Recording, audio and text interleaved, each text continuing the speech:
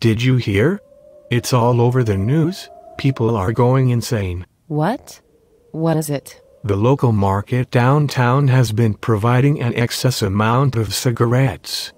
Demerit goods are being oversupplied. Oh cool, let's go before they're all sold out. No. We're not going there. I don't think you understand. This is not a good thing. Of course it is. How could this be bad? Ah, you are so young and naive.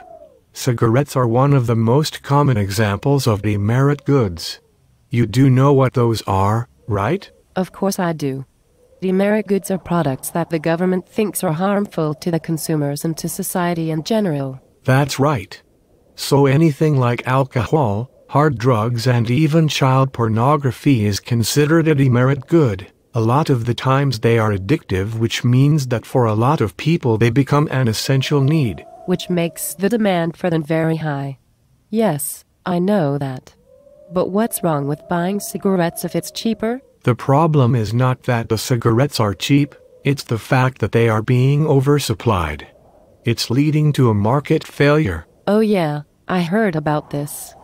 People were saying how resources aren't being allocated efficiently and that smoking is causing negative externalities. Exactly, a market failure exists because the supply of these products is exceeding the limits. Okay then, Mr. Smart Guy, tell me, if these goods are so bad for us, why are they being supplied so much? It's because the producers work under the profit motive.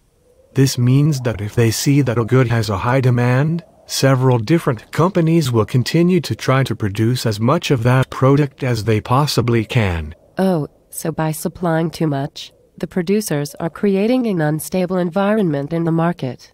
And so a market failure exists because there is an oversupply of unhealthy goods? Yes. Demerit goods such as cigarettes have adverse effects on the society because when one person smokes, the toxins from that can cause health hazards for the people around them. But people don't care about others, they'll still do what they want. Yes, sadly that's true. In our society, consumers, like producers, tend to look at personal benefit before looking at how their actions are affecting others. Yeah, I guess we could be more cautious of our actions and the consequences that follow. Yup, I agree.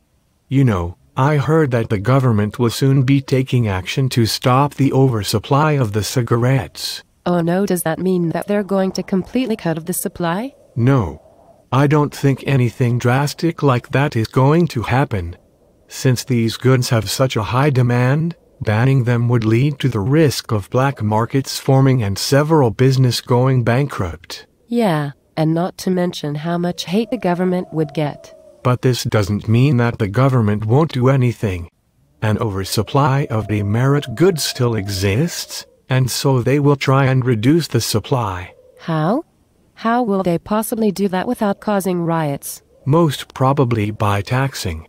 Since the demand for cigarettes is inelastic, the government can easily increase prices without causing too many people to go crazy. Oh, but increasing the price wouldn't really reduce the demand, because as you said, the demand is inelastic. True, but for the people who aren't addicts, or who aren't such frequent smokers, it would suppress their interest, which would reduce demand.